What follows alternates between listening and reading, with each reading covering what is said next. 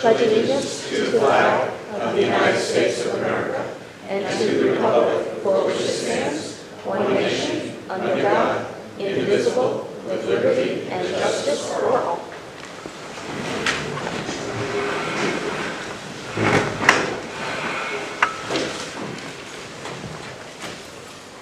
Start with our roll call. Linda Starkins. Present. Ted Demain. Here. Sean Peterson. Here. Terry Stalaborn. Here. Dean Gorman. Don Cavella. Here. Linda Fedor. Here. Stephanie Walsh. Here. Lisa Carey. Here. Our first order of business is the review of the minutes for February 21st. I know that there's a couple corrections that need to be made, so if we could just take care of that. I believe if you look through it, you'll see that there are comments made by people that were listed as absent. So, under that, We're all here. yes, yeah, you're all here, so there was nobody absent. The only other question I would have Well, is, Adrian was. you listed Adrian as absent. He had resigned by then. Yes, he had resigned at that point. So he wouldn't even be listed, would he? Technically, no, he should be listed. So Don was the only one who was absent that day, or no? On February 17th, No, the 21st. 20. What are we on now? We're on February 21st. Right, that's what I was January. Oh.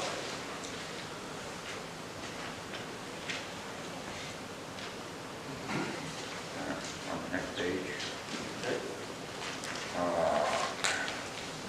first paragraph there at the bottom, showing the motion to approve town financial report, which is seconded. Over there on the next item, we don't accept financial report. We have, where I made the motion, was seconded, but shown. But they both say town financial report. Okay.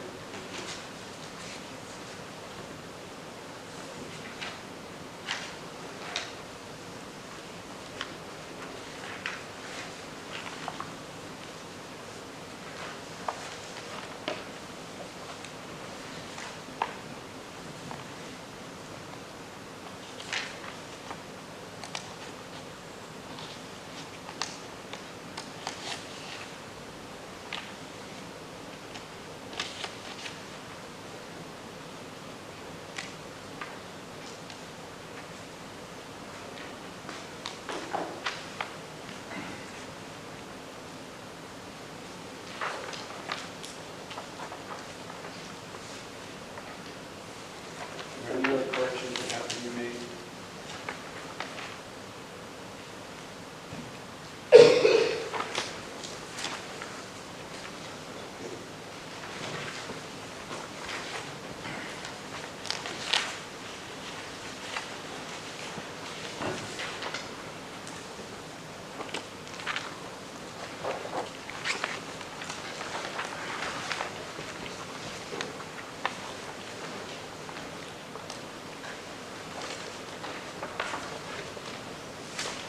If there are no other corrections that have to be made, I will entertain a motion that we accept the minutes from February 21st with the corrections that have been entered.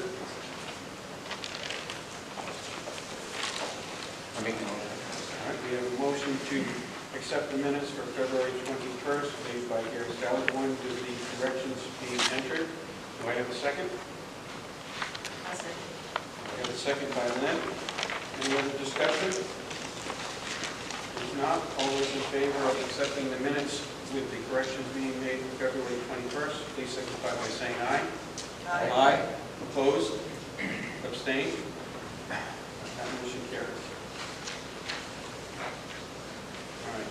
Under old business, the first item under old business is the acceptance of the minutes from January 17th. I did go back and listen to video presentation, and the correction that needed to be made was on me, discussing the meeting budget schedule. Lynn made the motion, and also on the original it said Lynn seconded the motion. In fact, that was Lynn that seconded it, so that correction needs to be made.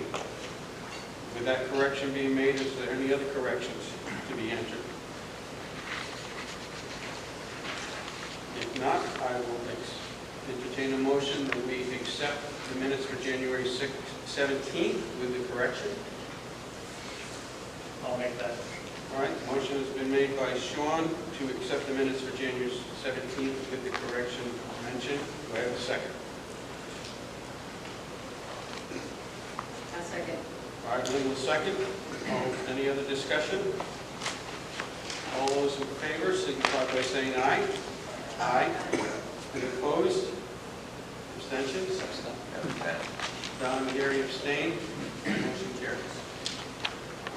Our next item of business, under old business, is to discuss the request of the police department for additional funding for the evidence building. However, I would like to interject at this time, we cannot make a decision on this matter because there is a step that has to be entered into, and that is going with the changes that have been made before the P&Z. So until the P&Z receives that proper paperwork, we cannot act upon this as it is requested. However, what I would like to do is to pertain that any member of the board that has a question, if you would submit it to me by writing, and I can turn it in concise, forward those to the proper channels. I know that there's been a lot of questions raised, but at this point, we at this board cannot make any decision about further funding until it goes to for the P&Z. I spoke with the chair of the P&Z. They received the original paperwork, but they didn't receive any of the changes. Is that correct? The application was submitted at our last meeting, It was. but it won't be reviewed until the April 9th meeting because it requires a public hearing. Okay, very good. Thank you. So is there any question that anybody would like to direct to the chair at this time regarding this matter?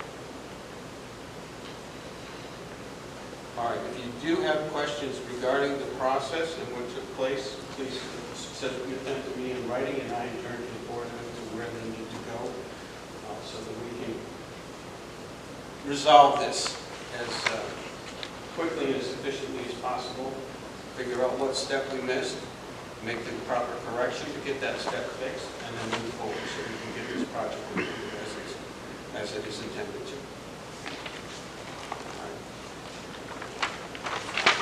All right, at this time, we'll move on to the next item of old business, and that is to review and act upon the financial report for the BOE for February 2024. At our last meeting, the report was submitted to us, but it had not been formally approved by the Board of Ed because of the timeliness. Their meeting coincided with ours. So, were there any changes to that presentation? There were no changes. The board voted to approve. Or to approve it? Okay. All of my answers in February still hold as the same answers. Okay, thank you. All right, were there any other additional questions anybody might have regarding that report from February?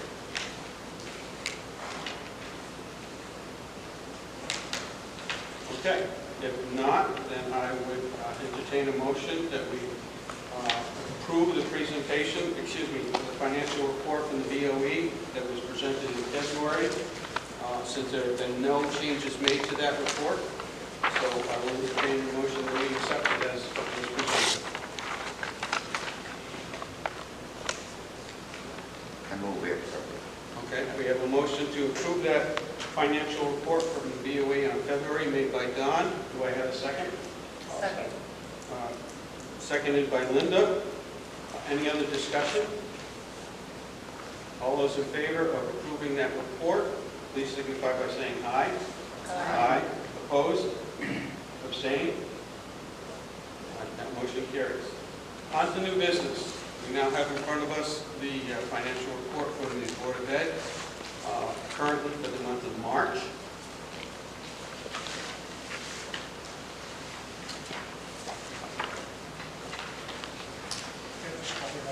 What's that?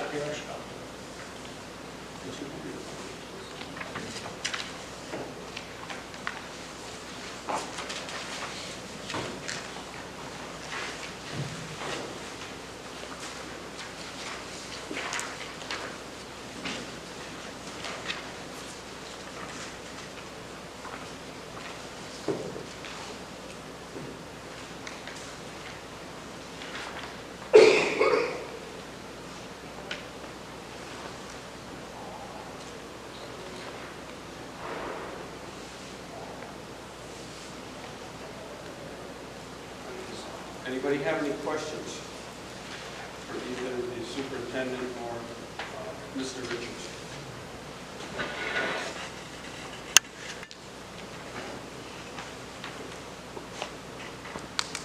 On this first page, 49,009,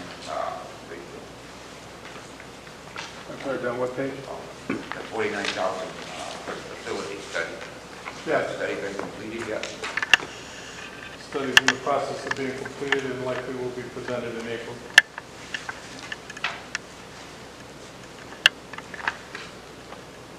What's the holdup time? We're completing some charts that are part of the space analysis, and we're not in a position that's ready to be presented, so we're We've working been on getting that that. answer for months. Say again? We've been getting that answer for months. Will they be ready for sure? I'm going to So if I can intercede, Mr. Richard, I would actually take offense at that you've been getting the answer for months. Every single month is something that's come in, we put it online. The only piece that isn't finished is the space analysis, which involves room by room. This after, if I could please speak. Over the last 2 days, Mr. Richards and I have spent about 10 hours going room by room with pieces. We're making sure that everything they have is completely accurate. That includes every room measurement, because our room measurements go into a formula. Those formulas go into overall fees. We have finalized with them 4 of the 6 sites. There's 2 sites we haven't finalized, and as we go through, we make each change. What I don't want to see happen is a report to go public, and for someone to say, this room is listed at 682 feet, but when you walk in the room, it's not 682. So we have those pieces. We're making sure those changes are correct. When I spoke to the Board of Finance, I told them I'd be continuing the Board of Ed.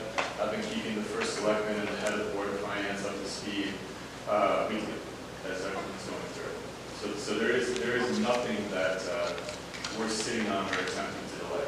It's just a meticulous process. I would note that I did ask for in next year's budget a facilities director. We do not have a facilities director. So reviewing and reading every report is myself and Mr. Richards, Jack Hall. And if we find errors, we are on a weekly phone call with Bureau Veritas. We just did one on Friday.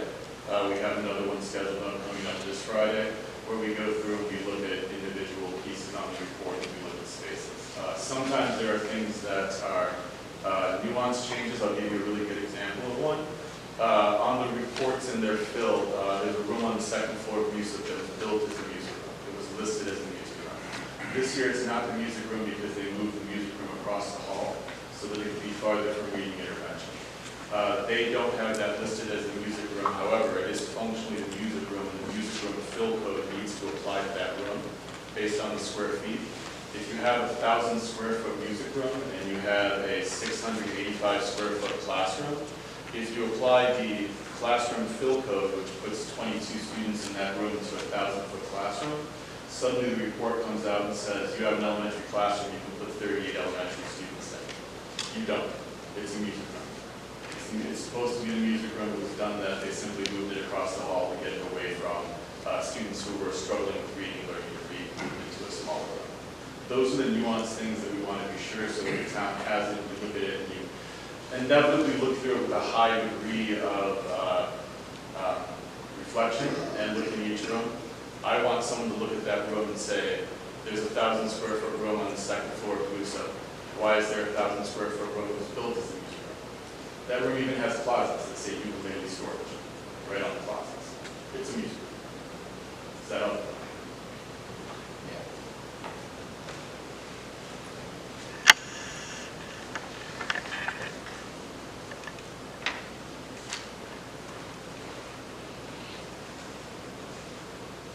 On page 2, mentioned at the bottom, talking about the audit. Do we have an update on that by chance? Are you asking for it or the town?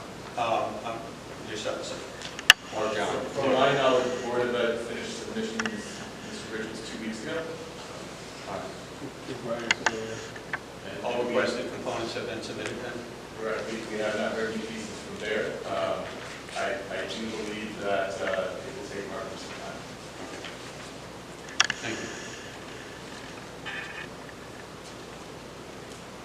we going to need another extension? I don't think so, yes. Yes? I think so. But we still have to do the state single water. Discussion to go back and forth for that. Yes. All right, any other questions on this report?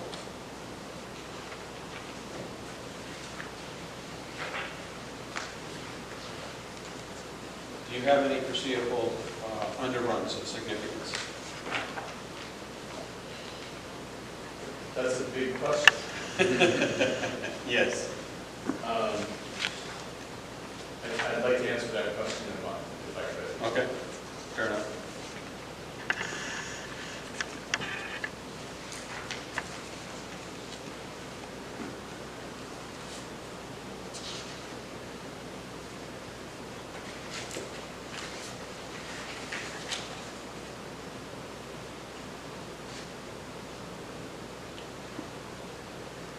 On page 8 of your grant applications, you have 3 of them that are submitted. You're expecting to be approved. Do you have any idea what the monetary value of those grants is going to be? We're talking about Title III, Carl Perkins and Yes. Industry Co-op. Yes, please. So if I may speak to each one of those. Title III is a grant that's used annually, partnered with EastCon for non-English speaking students. Those are cooperated services for EastCon. So that largely is something that we partner with them, and they're the individual contract. It doesn't have a impact directly on our operating budget, nor does the interdistrict cooperating grant. The interdistrict cooperating grant is a grant that there's actually 3 of them, and each individual interdistrict cooperating grant comes from the state of Connecticut. A district is listed as the recipient. However, we pass that money through to EastCon so they can run cooperative programs. For us, this runs programs to our middle school to make programs available to 7th graders, and it does not only benefit Plainfield students, it benefits all of Eastern Connecticut, and I believe this grant actually even benefits students in Norfolk, believe it or not. It's how the state does interdistrict cooperative.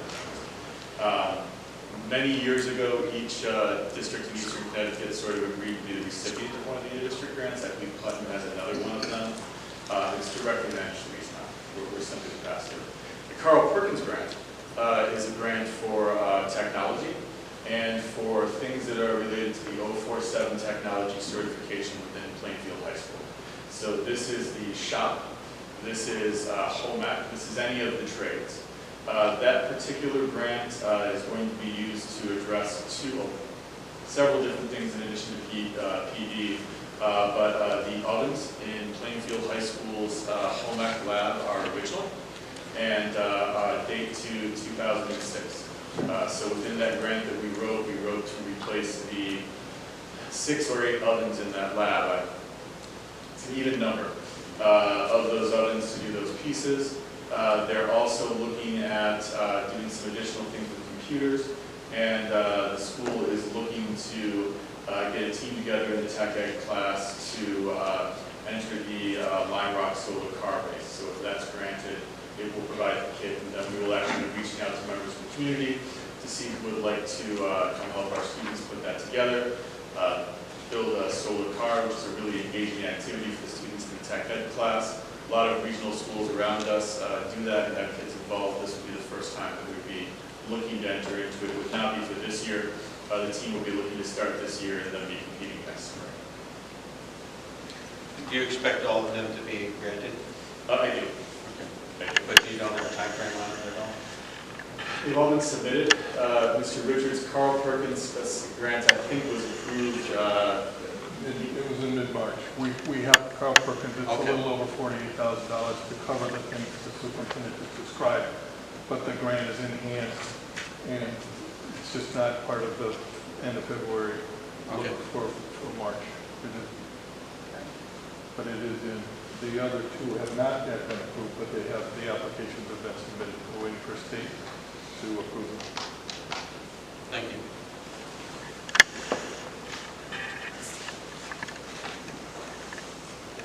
Now, any other questions?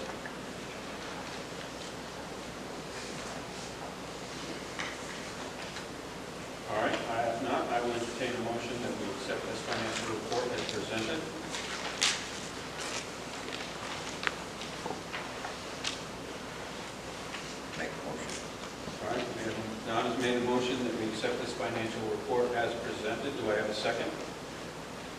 Second. Seconded by Linda. Any other discussion? All those in favor of accepting this presentation by the Board of Education, please signify by saying aye. Aye. Opposed? Abstained? That motion carries. All right, this time we'll move on to the financial report for the town.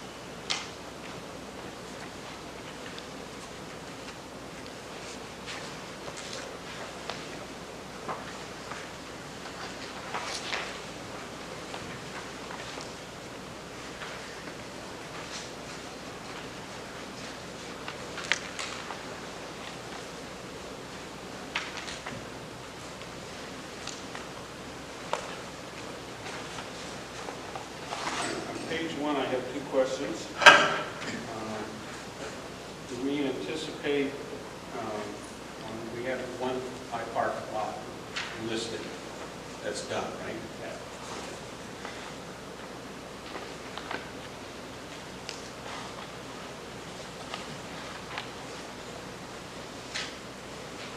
The other question I have is regarding the special duty. That gets booked at the end of the year. It's put into the year. Yeah, I book it as a receivable and the offset is revenue.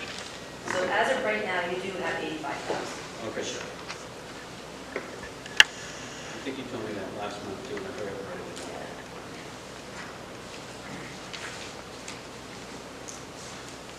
Special duties basically when law enforcement on the street. Yes, What, yes. how are they currently paid if you haven't received that as a receivable? We have an account that is a receivable account, so the cops get paid out of that, and then the money comes in and offsets it. At the end of the year, I'll ask, how much do we still need to collect? So we need to collect 20,000. We make that receivable 20,000. The difference then books as revenue.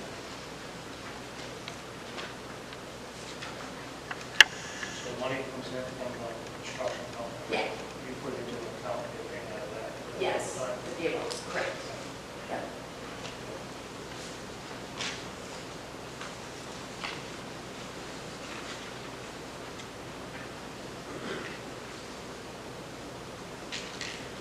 Any other questions on page one?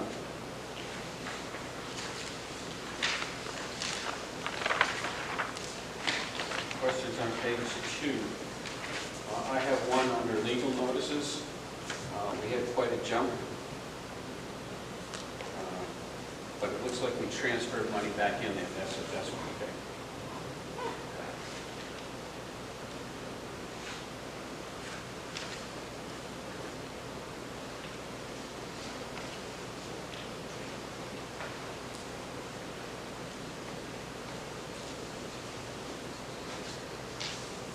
Any other questions on page two?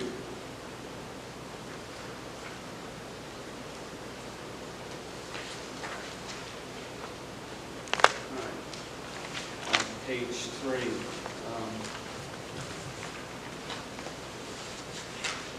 under the town clerk, are we understaffed there? Or what is, I mean, because we're way, Yeah, we have one person that works in the town clerk's office with the town clerk, okay, instead of two staff. so we've had a reduction in staff. Yes.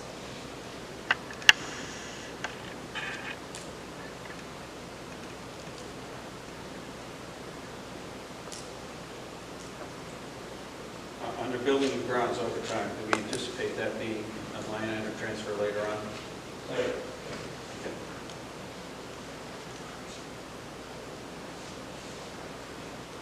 Under highway, we should be okay with overtime there. Anyone else have questions on page three?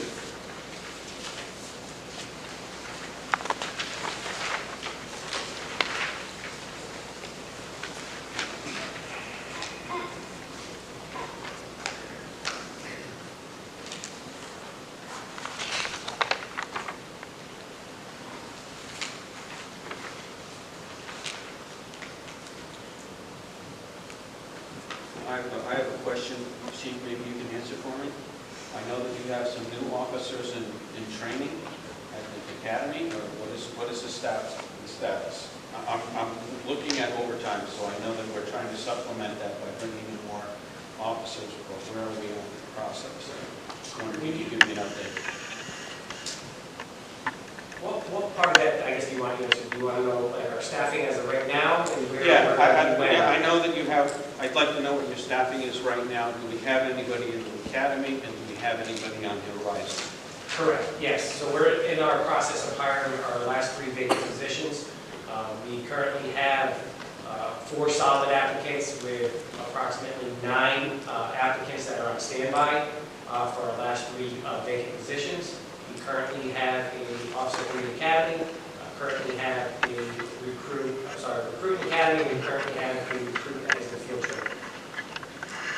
The fact that we have 9 candidates in vacant is something we haven't experienced in a while. It's something that we haven't experienced in a long time. Okay. Do you expect to have any of them completely on board before the end of the fiscal year? Yeah, so we anticipate on hiring them within the next 3 weeks, give or take, upon the commission approval. Any idea why you have so many applicants all of a sudden? So, I'd like to say it's because, it's a great place to work. I do believe it's a great place to work, but we're facing this all across the nation. It's not just Plainfield, it's not just Norwich, it's not just a department in Manchester. The problem is we call it a crisis, and we got to stop labeling it as a crisis and think of it as another opportunity and really get good, solid candidates. Just know that we're not settling on candidates. I can't explain why we have so many at this point in time, but we are trying to brand ourselves and pushing ourselves out there and promoting that this is a good place to work and you should try to come here.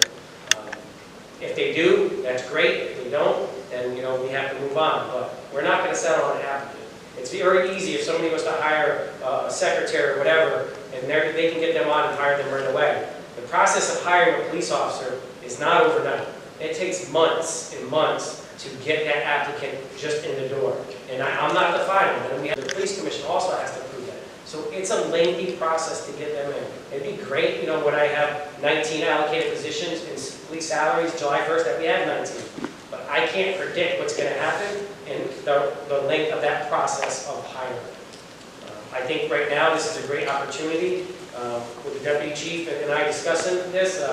We haven't seen this in several years, and it's truly awesome to have that opportunity really where you can really choose on that solid candidate. Hope that helped a little bit. Are your acceptance standards any lighter than other towns? No, absolutely not. Do they come in here and then get our training and decide they want to go? Is that why they come in here now? Absolutely. You have to remember that we have to do something to retain, right? So we can talk about recruitment all day, but what are you going to do about retaining? So we can sit there and say, yeah, we have all these applicants. That's not enough. We have to do more to retain them, because you make a good point. Well, we can train them and we can spend thousands of dollars, and they can spend 2 years here and go to another agency, walk through the door, and make $10,000 more than they make here. The police officers are involved in the contract negotiations coming up. The first selectman and myself, as well as the union, we know that there are steps that we need to do to ensure that we can try to retain and keep our solid police officers so they're not going to another agency and leaving here. So what are we doing right now for this retention? A couple things is one is we got to work on a union contract, and I can't discuss all that, but that's something that has to be taken care of and to make sure that we're doing our best to keep them and make them reasonably paid compared to other agencies so we don't lose them. I think the fact that you have solid candidates now, plus you have candidates in waiting, is probably a situation that I have not seen since I've been on the board, so I think that's very encouraging. Yes. So can I ask a question just for clarification for Yes. myself? You say you have 3 applicants you're looking at right now. 4, but yes. Sorry, 4. So candidates, they're farther along the process, meaning they're at the end of the process. Okay. Does that include the one that's in training now and the one that's on the road? So those are hired. They're just not officially on their own. So we're looking at in the near future having 6 additional officers on the road. Yeah. I don't want to say it's additional. It's additional to what's going on now. It's not nothing that we're not allocated for. Correct. You're trying to bring yourself up to where you're supposed to be. Yes. And where is that? So Where are you supposed to be? where I'd like to be or where we're supposed to be like today. Where they budget, when you Budget. So where I'm budgeted right now is 19 police officers and salary. 19 and 2 supervisors? Correct. Well, myself and the deputy chief. And of the 4 applicants that are very close to being in the process, are they all going to have to go to the academy? Are they all new officers, or are we? Ideally, best case scenario is we recruit from another agency. I don't want to say steal from another agency, but we recruit from another agency where it costs less money to train that person and they're wanting to be here, not starting out here. One of those 4 are in that process, yes. So they'll be a little quicker. Correct. There's still obstacles. I just wish it was turnkey, but it's not. Right. Is there any compensation from Plainfield and goes to somewhere else? Did they give us any exchange in funds? It depends on the time frame. Depends on when that person leaves. And what is the time frame? Approximately 2 years after certification. 2 years after certification, within that time frame. And what does it take for certification? How long? So you don't get certified until you graduate the academy, complete FTO, and then that's when you get certified through post counseling. Thank you. So it's almost a yearish in order to be certified. So once they're certified, within that 2-year time frame, if they go somewhere else, then we can recoup their training expenses. Some of the money. Okay, thank you. Is there a set fee we retain? I'm hearing 36,000. I don't know where that's coming from, but I just only can go by what the union contract says and what the state statute says. So there's two levels at play here. There's a statute and then there's union contract. So I can only go by both, and it really, some of them are a little bit different than each other. State statute talks about certification, union contract talks about after completion of the academy.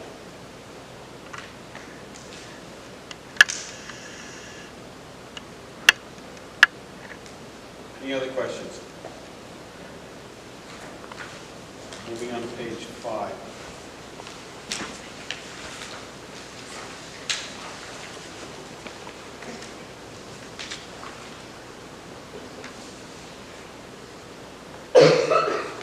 So I have a couple of questions for Mark Simmons, who's the rec director.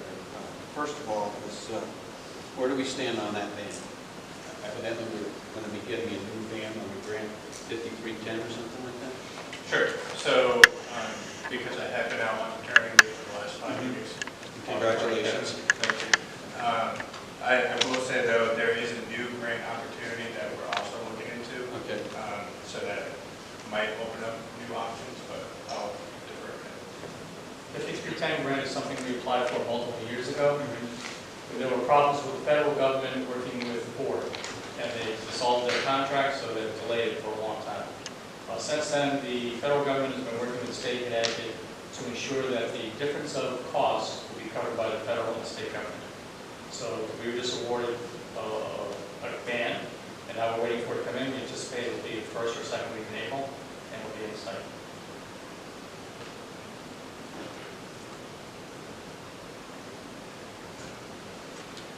Didn't you mention something about vehicle break from last week? Is there a vehicle for recreation? Yes, that was one that was totaled. We've also been using some of the monies we have in our accounts to rent, I would use that word, rent another vehicle in the meantime. So we're hoping that the other 5310 grant van will come in as soon as possible. So you have another vehicle that we're renting Yeah. out.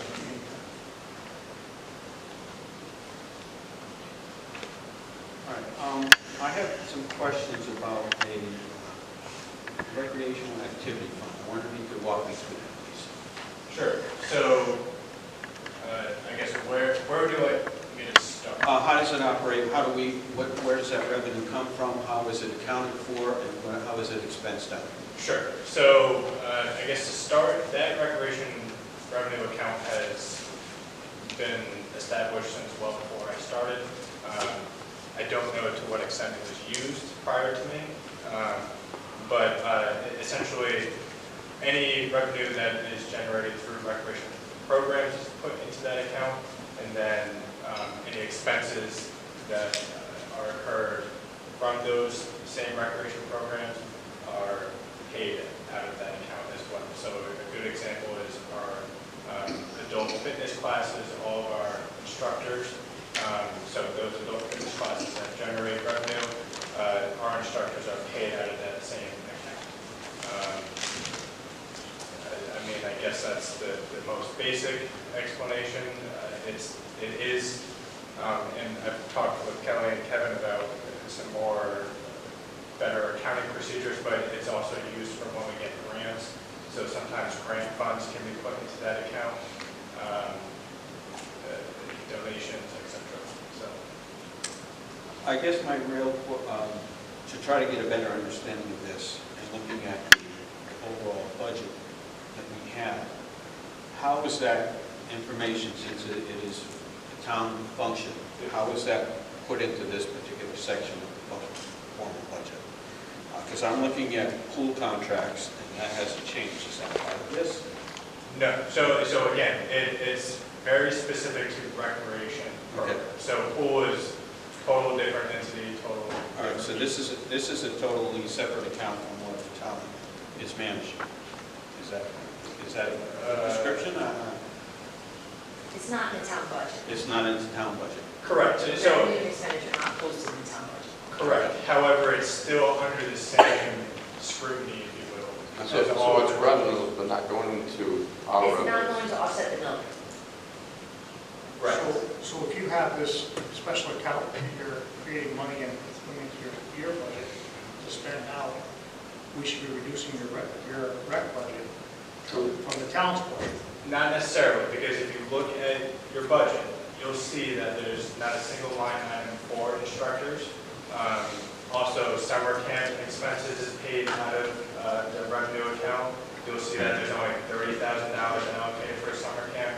In actuality, the summer camp is about $110,000.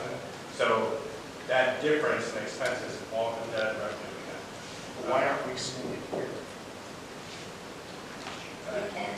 Yeah, as far as This is nice too, by the way, but I have no idea what invoice number blah, blah, blah is. It doesn't tell me what that is. Because I don't have an invoice to match that to. Right. So I should have some sort of description saying what that invoice is, where it's coming from. Right. Yeah. So as far as, it sounds like transparency is a concern. So as far as transparency, I have no problem with that. I'm fine with Kelly submitting that report every month. I'm fine with coming up with some other report so that you understand, what invoice number blah, blah, blah is. I'm fine with the transparency. But do know that the general fund budget that you had that taxpayers vote on, there are expenses that come out of the revenue account that aren't in the general fund. So like I was saying, summer camp of approximately $70,000 comes out of the revenue account. Our adult fitness instructors, that's roughly $25,000 that comes out of that account. And then same thing with our youth instructors as well. So you'll see on the town budget that there's no expense for instructors. Just trying to think if there's anything else. So yeah, there's a big chunk of money that we're taking out of that revenue account, I guess. You're managing a big chunk of money that the Board of Finance should be overseeing. Basically what's going on. Not I'm sorry, the finance director should be managing.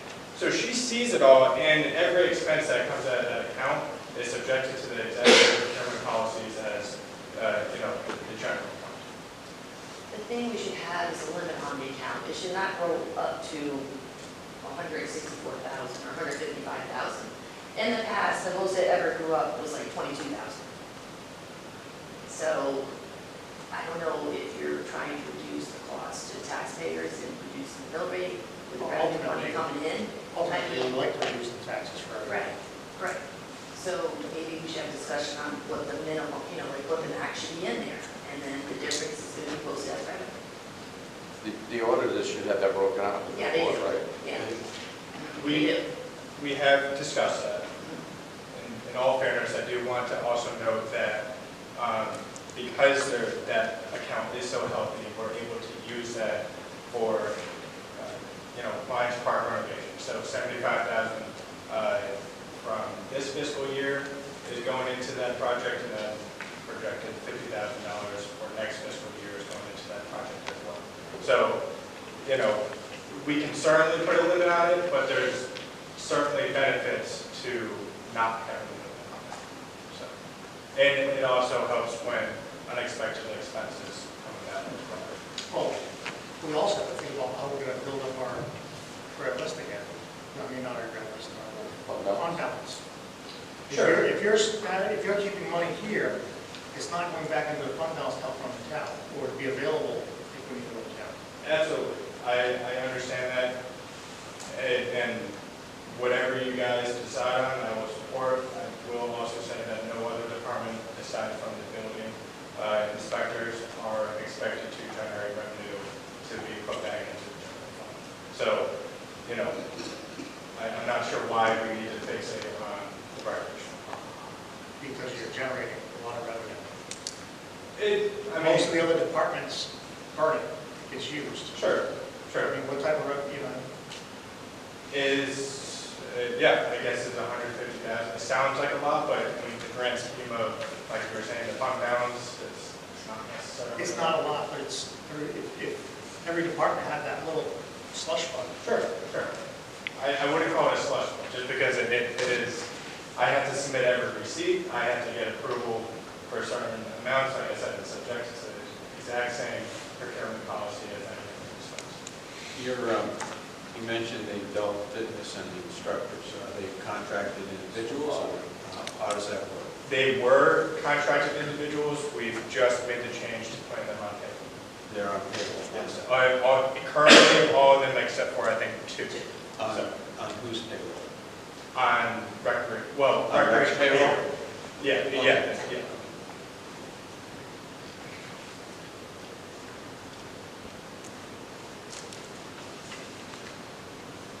I have a question.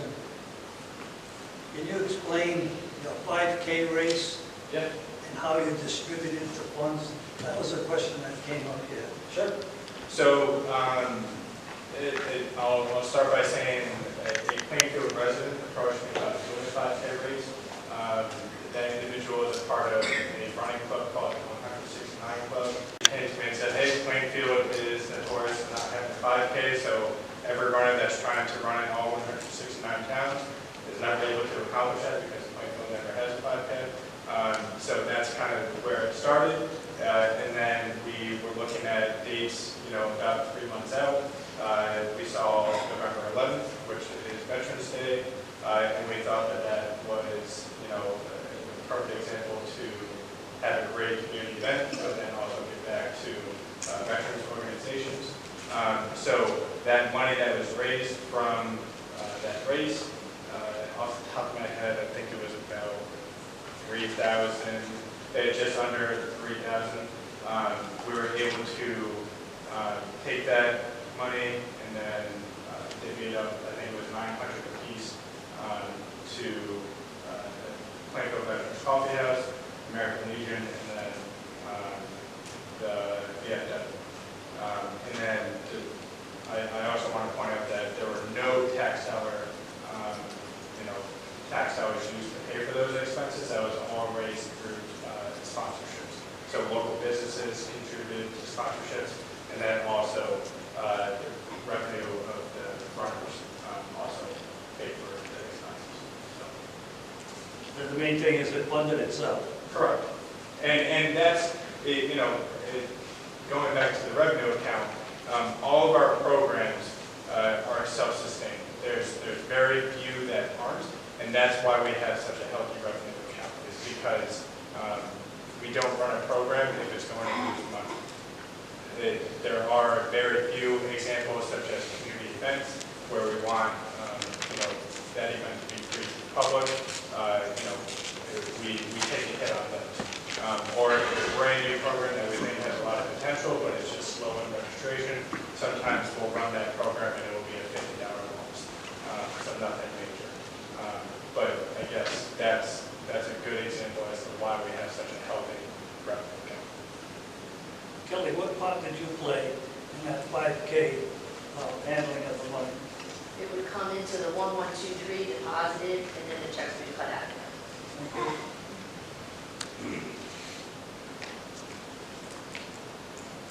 So that came through your books at that point? Yeah, yeah. All his money goes through our books. Like, he'll give us money, we deposit it into the bank, it gets recorded, we get reconciled to our bank account, and then we cut the checks out of there through AP, and then that gets reconciled at the end of the month too. Every single dollar that's brought in is given right over to the finance department. There is full transparency between us and however you guys want to receive that information with that information.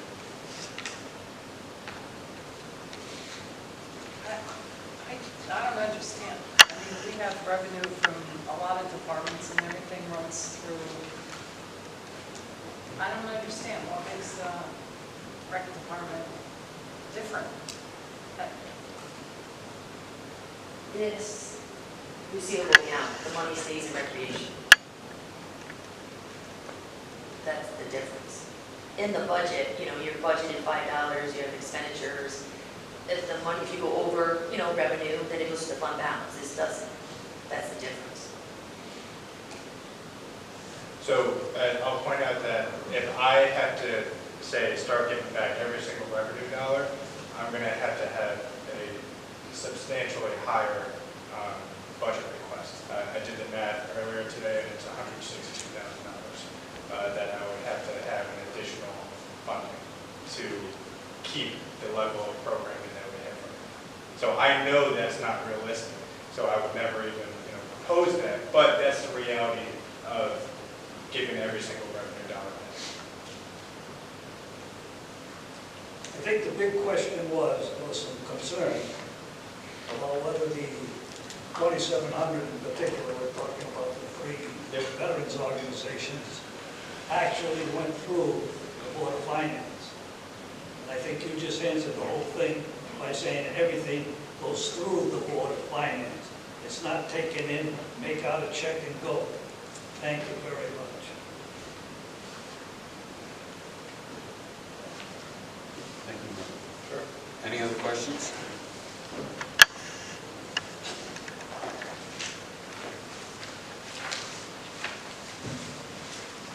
Moving on to page 6. One comment I would like to make is under boards and commissions, I'd like to welcome Kate Bisson as our new recording secretary. Thank you very much.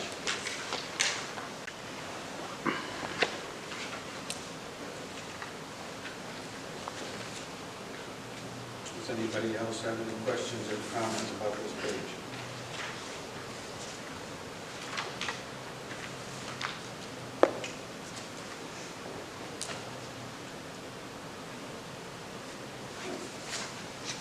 Yeah, what's the standard fee for secretary, recording secretary? In the past, we were at $75 per session. We had it popped up to $100 Is that a session or an hour? session. So if the session is a half hour or 3 hours? There are some exemptions. Obviously, a P&Z meeting would go over 2. Pardon me? It goes over 2 hours, and some of those P&Z meetings do go over 2 hours. We pay on top of that. What do you pay? Another 100. What? Another 100.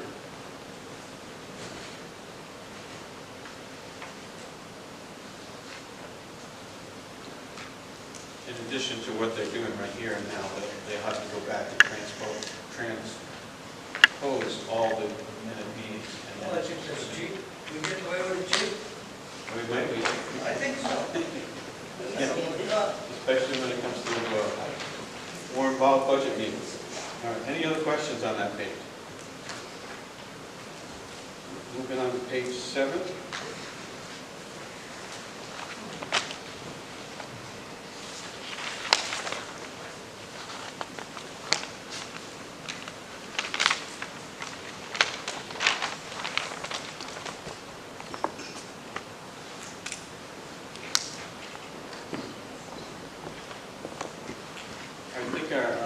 meeting, you mentioned that the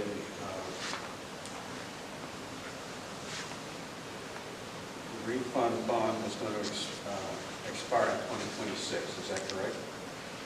Yeah, so it's going to be, I wrote down the dates on here. So there's one, WPCA is 6/30/2034, and then the high school refund bond was 7/15/2025. So that is fiscal year 2026.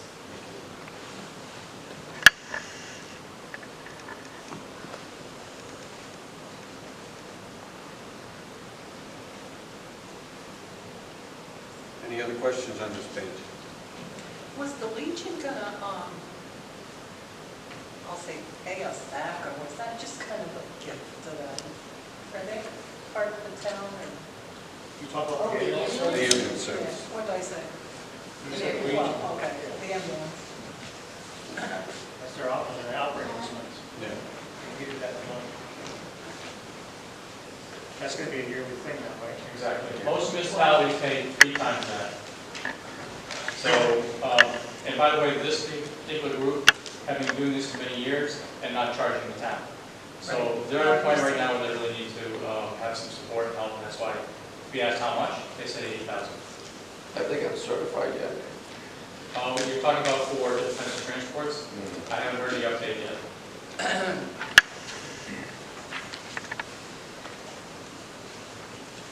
How we doing with the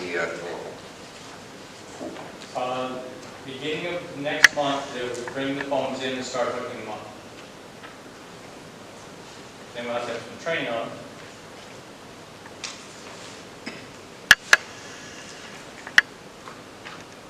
That's $15,000 capital, is that going to cover it? Hopefully. I get a little short, and I'll come back and discuss that with you afterwards. I'll get better numbers next beginning of the month. Any other questions? I just wanted to do one update for you. You notice in that same section there, it says Dow Road.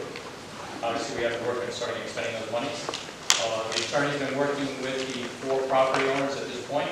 So we need to get their permission to be able to move, cutting trees down and moving the telephone poles on one side of the road.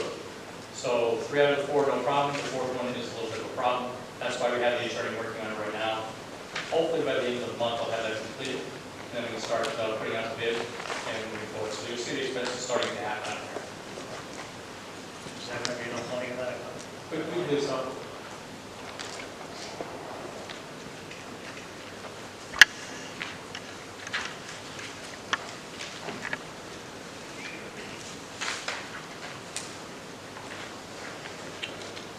Any questions on page 7, or anybody have any questions on page 8?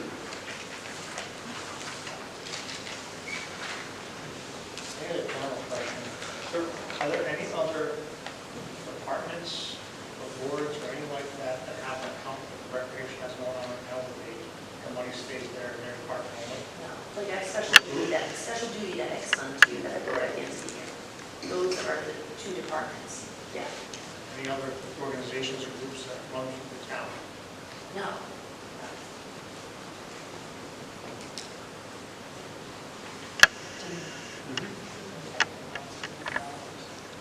Yes, sir. In the schools, our PTOs all have accounts, which don't run through the town, but what does run through the town is student activities accounts. So each class, junior class, senior class, they raise money, they do prom, they do those pieces, those are all in a student activities account, which is a separate account. That account is fully audited by the auditors. That includes theater for gate receipts, and it includes the athletic tickets for events, and then those tickets go to pay collectors or purchase things like, they allowed us to purchase the soccer goals for the football field to allow the soccer team to play down in the football field. There's not a vast amount of money in those accounts, but our student activities account, since you asked the question, is probably similar.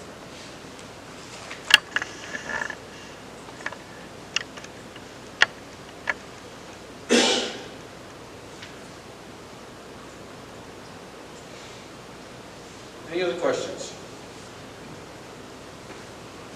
If not, then I will entertain a motion that we accept this financial report as presented.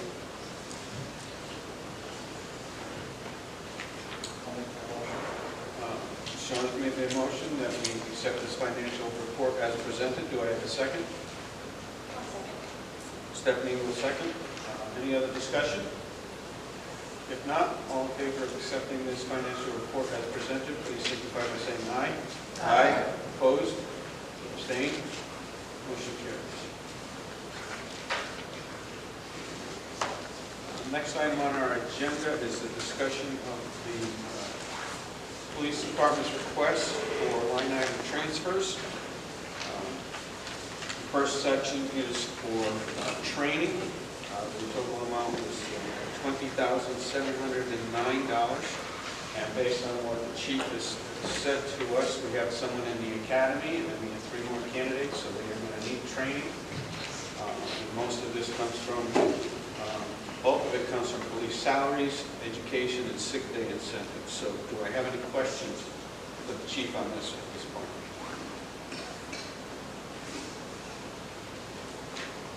And thank you for this. This was extremely helpful. I had a question for all these transfers and salaries, along with the possible for the evidence building. That's almost $100,000 out of salaries, and you can have these offices on payroll at some point this year? Correct. You got to remember that salary line item was for 19 police officers in July. Right. I could never account for one leaving 2 days prior to the academy. I couldn't account for one leaving in the academy. I couldn't account for one leaving in FTO, and I could not account for a seasoned officer leaving for another agency. So you have to think about those salaries now that have not been filled, and that's why. None of those salaries have been used a portion of them, I'm not sure. So yeah, a very tiny portion, like the person that didn't come in, or that left a couple days before the academy. So we used a couple weeks of salary, but thousands of dollars in getting her or that person ready for the academy through books, testing, all that stuff costs money. So I can't predict. We go through a really difficult process, but I don't know what goes on in people's heads sometimes, and they decide that this career is not for them. And we can't predict that. We do our best. It's not a foolproof system, but it's the best one out there. You still got 43% in there. Everybody else is down to about 30%. Correct, and that's the highest part of my budget, more than half. So there's going to be that money in there. You still have around 30% in there when you're after these line items? Yeah, so there'll be enough to cover that as well, because we also got to figure the fact that hopefully I don't have to come back. But I can't predict overtime. I can only do my best as a best guess effort. I can't tell you that 22 or whatever number on such lane is going to stop selling drugs, so we don't have to go raid their house. I can't predict what that's going to happen or what case that the officers are going to get assigned to. So I can only do best guess effort. Some of that, you mentioned special duties for the overtime. That offset some of that overtime, or is that different overtime? Totally different. That overtime that you see there is in-house overtime. That is departmental overtime. That is in my salary there. Outside duty, special duty overtime is paid by a contractor. That is not paid by the town. It is a contractor paid. But it comes through the town and she still doesn't share. Right? That's what she said. Yeah, the cops still get paid out of that, yeah, but not. It's part of the pay check. Yes. Or do they get a separate check? No, it's all in one check. I'm not sure I understood that answer.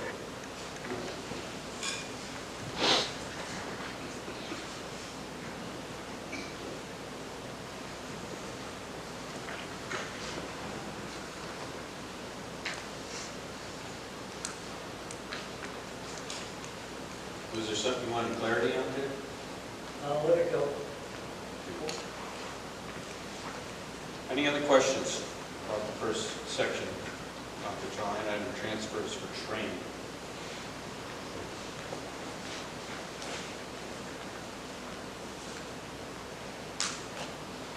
If there are no other questions, I will entertain a motion that we approve this request for line item incentive, education, and police salaries to cover training in the amount of $20,709. Yeah, I make a motion. All right, Linda's made a motion that we approve the request of the line item transfers from sick day incentive, education, and police salaries to cover training. Sean will second. No, 1 second. Oh, 1 second, I think. How much was that amount?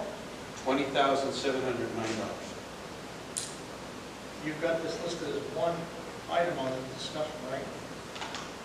Item C, but they Item actually C, want this two is line the items. training. Yes, this, we'll be discussing this next one for dispatch actions.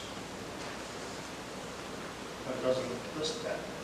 It just says,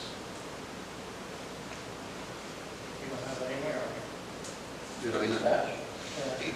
Or do I have it on the agenda? You might have the older one, sorry. Okay. Okay, I will second that. Okay. All right. All right, so we have a motion on the table to approve the request of $20,709 to be allocated to training from sick day incentive, education, police salaries. Motion was made by Linda, seconded by Sean. Any other discussion?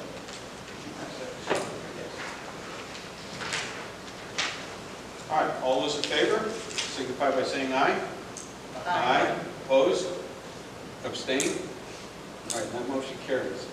Next item on our agenda is a request of $25,000 from police salaries for dispatch. Chief, you want to just give us a little more insight? So our dispatch center operates 24/7. Obviously, they're the lifeline for the police officers. There is normally only one dispatcher on at a time, depending on emergency, then we'll bring more in. We have a difficult time, so when I budgeted initially, I can only predict what is going to happen during contract negotiations. There were other things that played a factor, so right away, that line item was going to be lower than anticipated. So not only that, I also have to fill vacancies. That's one of the most difficult jobs to fill, especially part-time. It's not a very high-paying job, and not anybody or everybody wants to work holidays, weekends, nights. It's very difficult, so it's a tough task. So right away, I need that in order to cover salaries for dispatch salaries. So that hopefully will get me through to the next fiscal year. Thank you. Can you explain what a dispatcher does? If I call in, what happens from there? It depends on what you want. So if you call in, you're going to initially get the automated service, and you're going to press number 6 for dispatch, and then you're going to speak to a live person.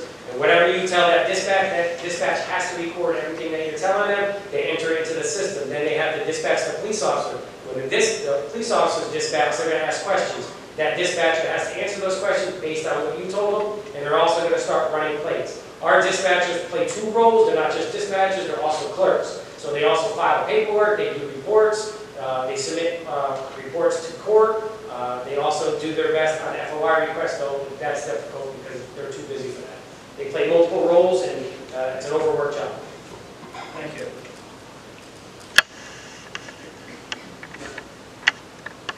Any other questions?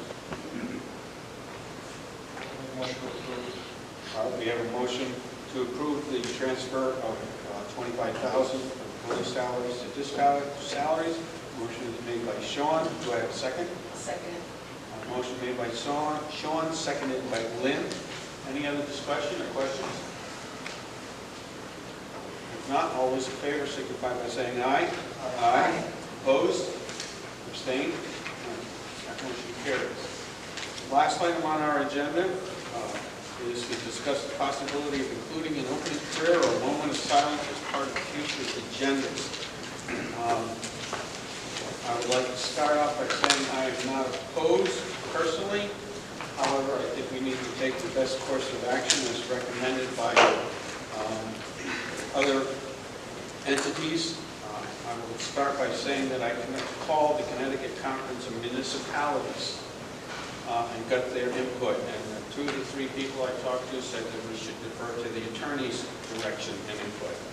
The 3rd person that I spoke to said that they wanted to look into it and then would get back to me. I have not gotten that response back at this point. So I would like to hear from the board members themselves as if they have anything that they would like to contribute or add or a personal opinion.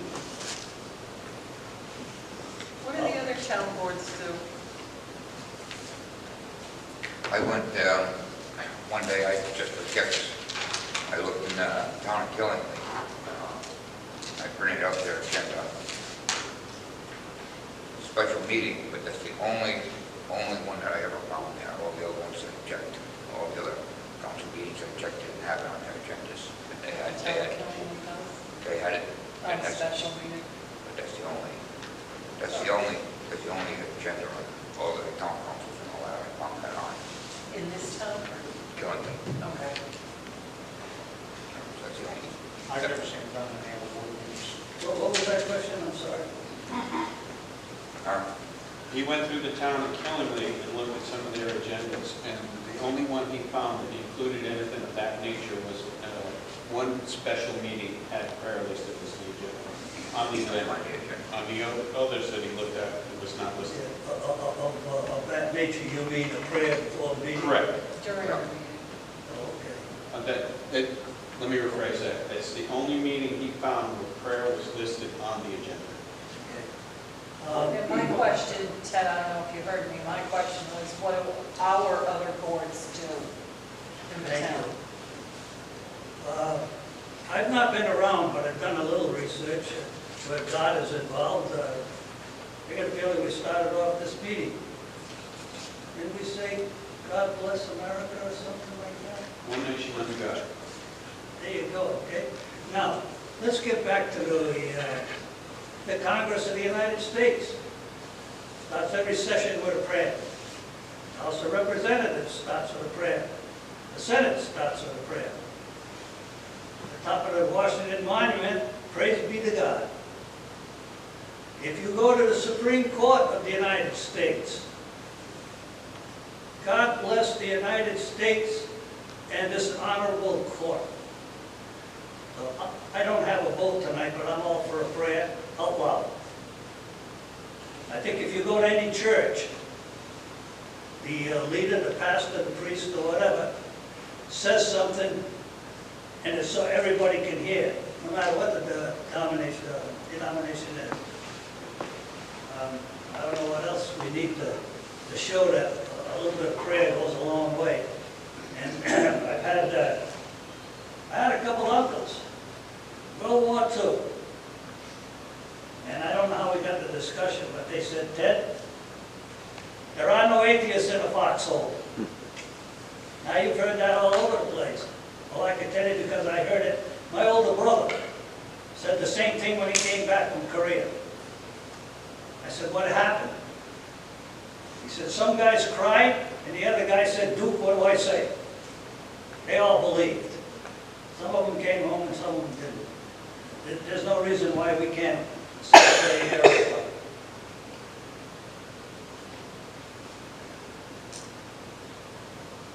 Thank you. Anybody else want to? Well, I think if we're going to consider doing something along the lines of worship, maybe it would just be a moment of silence to do it as you wish. You know, offer 30 seconds, a minute of just silence. If you choose to pray, pray. I see your point, but are we better than the Supreme Court that says it out loud? Are we better than the Senate that says it out loud? What are we trying to hide? Ted, I'm not trying to hide anything. I'm just trying to avoid any controversy. I mean, I'll pray right now. You don't want to avoid controversy? Hello. Well, You're needed. I didn't mean necessarily from you, but we got enough crap coming at us from the public. I'm sorry you call prayer crap. That hurts me. Come on, Ted, that's not what I said. I'll pray I can't hear right you. now. Let's go, come on. I'll kneel in front of the whole room. I just don't think it necessarily belongs here, that's all. It's just my opinion. I think it's going to cause a problem in the long run, because which God are you going to pray to? I have one, but somebody else might have a different one. What would the prayer be like? I'm sorry. What would the prayer be like that would say? We have to set. We've got to set one that's easy. What greater court system there is in the world than the Supreme Court? Just substitute the United States for Plainfield. God bless Plainfield and this honorable board. Who is greater than that for legality? Forget trying to please somebody or, oh, you're going to hurt my feelings. Come on, guys.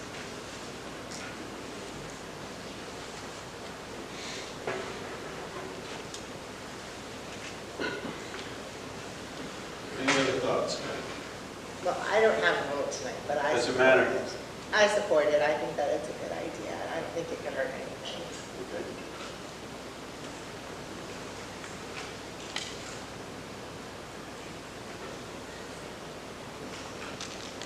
So when somebody, an atheist comes up and wants to do whatever they do, or somebody that is satanic comes up, what do we do at that point? Do we all leave the room, let them do their prayer, and come back in? Because I don't want to call that. If somebody comes forward, I suppose, and wants to say a satanic prayer, I would support walking out too and letting them do their thing. When the House of Representatives says a prayer, nobody leaves the room. When the Senate says a prayer, nobody leaves the room. I'm sure they're not all Catholic.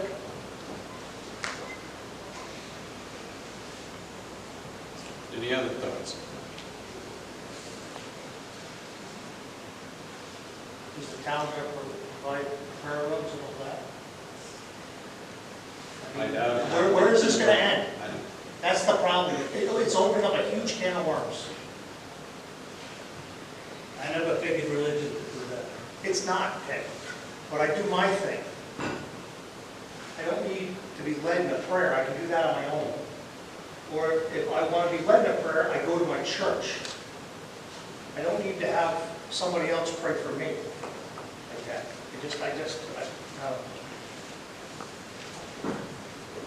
I would support the moment of silence if that's what you want to do, but I don't necessarily think we're opening up, we're asking for trouble.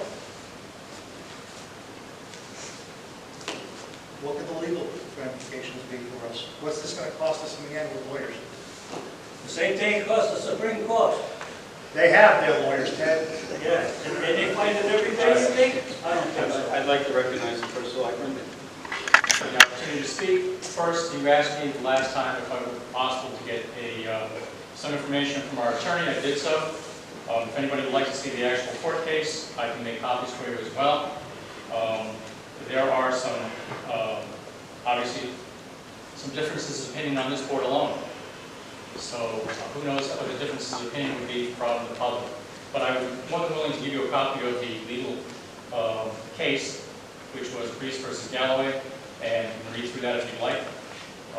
I agree with some of the comments that were made so far, which was, if you're looking for a way to give a prayer to yourself and you do a moment of silence, I think that's one way to do it. That way you're not impacting anybody else. You can say your prayer during that time. It definitely does open it up for what else could occur during a meeting. If anybody wanted to come up and say, well, I would like to have, I'm a Muslim, I'd like to have my prayer being said during the meeting. So, who, by the way, if you're going to do a prayer, who is going to do the prayer? What's the actual specific item? Or will there be a change in that and making different things each and every prayer? So again, the way that is listed here from the attorney, this is the easiest way to do it, so the safest way to do it for without ramifications is a moment of silence. So again, I would give a copy of the actual case that we want to read through. Well, I can give you an example from the Veterans Coffee House. But he does an outstanding prayer, and it all comes from his heart. Trust me, you come on up and just listen one time. I have. Ted, the difference is that this is a town function, and it has to follow through. If you're going to choose to do that, it's your choice. But again, what could the implications be if someone was to complain? Versus at the coffee house, it is not a town function. Yeah, but the Senate and the House, they're more than a town function. The Supreme Court, you got to understand, maybe we should have an explanation of what the Supreme Court is. What is the Senate? What's the House? When they get together, it's Congress. No, it's It's just discussion. discussion. Because further, if you don't mind, further in the attorney's letter, he says, what we recommend is that the Board of Finance take time to select one of the two directions, let us know in detail what they would like to do, and from there we can provide practical advice. So I'm interpreting this that we can't make a decision without the attorney. Am I interpreting this, anybody? So I mean, we can make pretty much a suggestion, and we gotta get back to the attorney. Well, I will say this before the meeting starts. My eyes aren't closed, but I'm praying for help. I personally am not opposed to a prayer. Ted and I talked about this, but I think what we need to do is I'd like to wait to see what the third person from the Connecticut Conference of Municipalities suggests, and then I'd like to read that court case. I think one of the things that we should strongly consider is maybe the moment of silence. If you read through the transcript, it refers to utilization of the moment of silence in educational settings. And it's a moment where they take to get the students to kind of calm down and focus on what business is at hand. So We could use a few of those during the meetings. we could probably once every Sorry. every element. So what I would like to do is I would like to continue this discussion at a later date, perhaps in our next meeting, when I have a chance to review the court case and hear back from a gentleman by the name of Max Friedman. And of course, the case was Reese versus Callaway. That'll be Chicago, you don't have to worry about it, I'll get it done. All right. Any Well, I other? tell you, when that case gets to the Supreme Court, I know how they're gonna rule. All right, thank you. All right, at this time, I will open up the floor to citizens' participation. I would ask that you would, if you have a loud enough voice, you can talk where you are, but please state your name and whether or not you're a Before we resident. go, I'm not sure you made it clear. Are we gonna have a moment of silence? I hope so. We're tabling it. We're tabling a moment of silence or break? We're tabling the decision until we get more information. Wow. All right. If there's anybody that has a question or comment that they would like to address the board with, I would ask that you please come to the center of the floor, state your name and whether or not you're a resident of the town of Plainfield. Yeah, Scott Chalwood, 35 Sterling Road, Worcester, Connecticut. I just want to clarify what we heard in the beginning of the meeting from the school board. Is that report going to be available in April, and will you be submitting it to a town meeting before we go into budget season?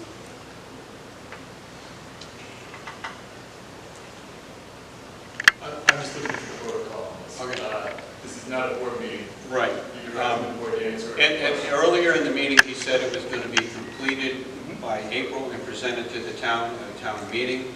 The budget process is not even completed until May, end of May, middle of May. So, I just want to make sure, because to be fair to the taxpayers, Yep. the school board is asking for a 1.5 mil increase with their $2.2 million that they want. well, one Who thing. knows what the town's going to ask for? So you're probably looking at a 2 mil increase. All right. So to be fair with that, we need to have all the facts sitting in front of us. Because I do a lot of research, I do this stuff for a living. I see we're 261 students down over the last 5 years. That's almost one of the schools.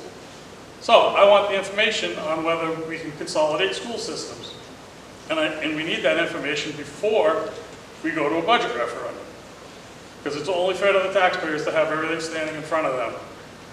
Well, as I'm sure you're aware, this is a process. All right, and Fully we have aware. not even actually had any formal budget meetings yet. Matter of fact, I just got my town budget. I've had my Board of Education budget for a little while, and I've started to review it. But the budget process runs through May. Yep. And if the facility study is going to be presented to the town at a public forum, in April, I think that'll give us the information that we're going to need at that particular time. That's But why I do appreciate your contributions both last month and this month, so thank you. Yeah, I just want to make sure, because it would be bad if that is not presented in April, is just my point. Thank you. Thank you. Would it be possible to have it ready for your presentation for the budget? I'd ask permission to see. Again, it's public forum, I'm trying very hard to follow your format. Yeah. Hello, Paul Brenton, Superintendent of Schools. Nice to meet you, Mr. Charlwood. It is our intention to present in April. I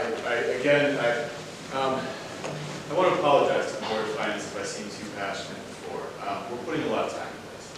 And I hear what Mr. Charlwood is saying, people saying they want to see this. We're just making sure it's accurate. We're very close. It is our intention. I've told my board we plan to present it in April. It was openly discussed in our last board meeting.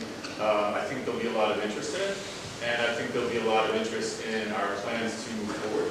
It is our plan to be fiscally responsible, and Mr. Charlwood or any other citizen who wants to talk to me or any member of the Board of Finance, I'm happy to sit down with you, show you where we are, walk you through what's online, and let you know what we have even in advance of it, just so it helps me to present to the town if I know your questions in advance.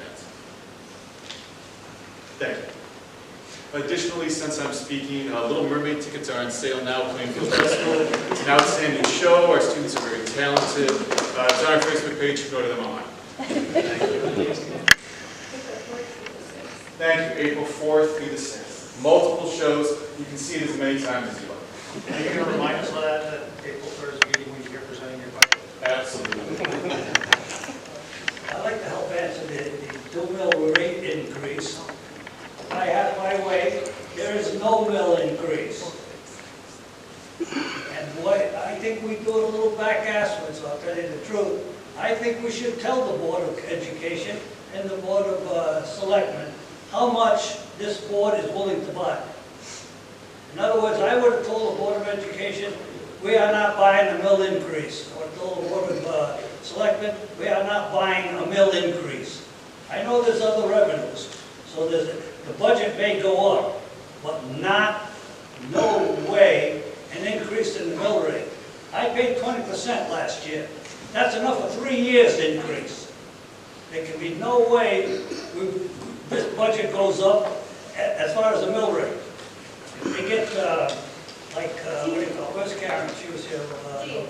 Karen, do you have an idea in the last 3 years how much delinquent and penalties you've collected on taxes? Just interest and liens you're talking about, or back taxes? Back taxes. This year I'm up to about 770,000. How much? 770,000. Okay, you've got somewhere around that you can spend, and that won't cause an increase. Well, we budget about 475 of that, so we only have 4. Okay. All right, I think in this month's report, you had the back taxes listed? Yes, but we might have different timing of it. Well, yeah. The timing of it. Okay. Yeah. Any other questions or comments from the? Yes, Art Gagnon, and this is for the Board of Ed. I was just wondering if the selectmen were going to get a copy of the proposed budget this year. I haven't gotten a copy, so I don't know if Peggy did. My apologies. We sent them to the town Board of Finance. I'll make sure the selectmen get copies. You want binders as well? Yeah, it'd be nice, yeah. I haven't seen it at all yet, so it'd be nice to look through it. Sure. Thank you. I can also send you a link to our presentation.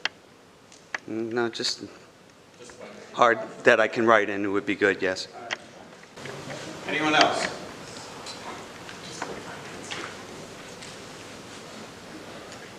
If there are no other questions or comments, then I would look for a motion to adjourn. So moved. Motion has been made by Lynn to adjourn, seconded by Sean. All those in favor say aye. Aye, opposed?